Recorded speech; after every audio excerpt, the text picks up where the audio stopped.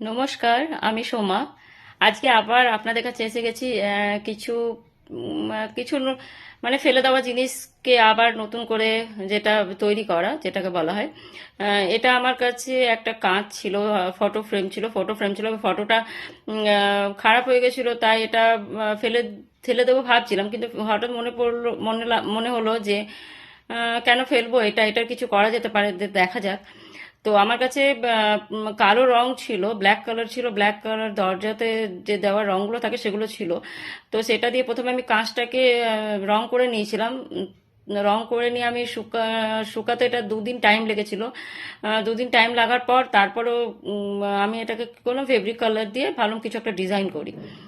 তো ডিজাইন করার জন্য প্রথমে পেন্সিল দিয়ে আমি এঁকে নিয়েছিলাম, খুবই সিম্পল একটা ডিজাইন এঁকেছিলাম। মানে পাতা পাতা টাইপের একটা ডিজাইন এঁকে নিয়েছিলাম। তো এবার সেই আঁকাটা পেন্সিল দিয়ে এঁকেছিলাম, তাই অতটা বোঝা যাচ্ছিল না। এরপর ওটাকে আমি ফেব্রিকের আমার যা যা কালার ছিল সেগুলো দিয়ে আমি নানা রকম কালার করে নিয়েছি। তো একবারে এই কালারগুলো হচ্ছে না, এটাকে একবার হচ্ছিল না, একবার আমাকে কালারটা করে আবার শুকাতে দিতে হয়েছিল। তো এইভাবে আমি এই কালারটা করে নিয়েছি। আপনারাও কোনো জিনিস ফেলে দেওয়ার আগে একবার ভাববেন যে হয়তো কিছু তৈরি হতে পারে। এটা লাস্টে দেখুন আমি এটা কিভাবে ইউজ করেছি।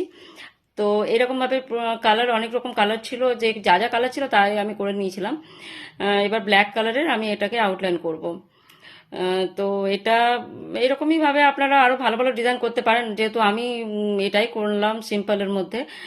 অনেক রকম কাজ থাকে আমার, যেমন বিজনেসও আছে, প্লাস ড্রয়িংও থাকে, সবকিছুই করতে হয়, তার মাঝখানেও এগুলো করতে আমার ভালো লাগে।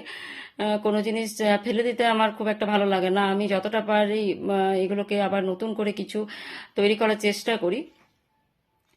তো এরকম ভাবে আপনারা করুন। আমার মানে নতুন কিছু করার একটা মজাই আলাদা। যাই হোক, আমি এটা এইভাবে করে নিয়েছিলাম। তো এরপর ব্ল্যাক কালারের পুরোটা আউটলাইন দিয়ে তার মধ্যে আমি একটু পাতা পাতা ডিজাইন করে নিয়েছিলাম। প্লেনটাও খুব সুন্দর লাগছিল, কিন্তু কি জানি আমার কি মনে হলো, আমি পাতা পাতার ডিজাইন একটা করলাম। তো এরকম ভাবে আপনারা করে আপনারা ওয়াল হ্যাঙ্গিংও করতে পারেন। কিন্তু আমি ওয়াল হ্যাঙ্গিং করিনি। ওয়াল হ্যাঙ্গিং করলে আপনাকে পেছনে একটা টাঙানোর একটা কিছু একটা লাগাতে হবে।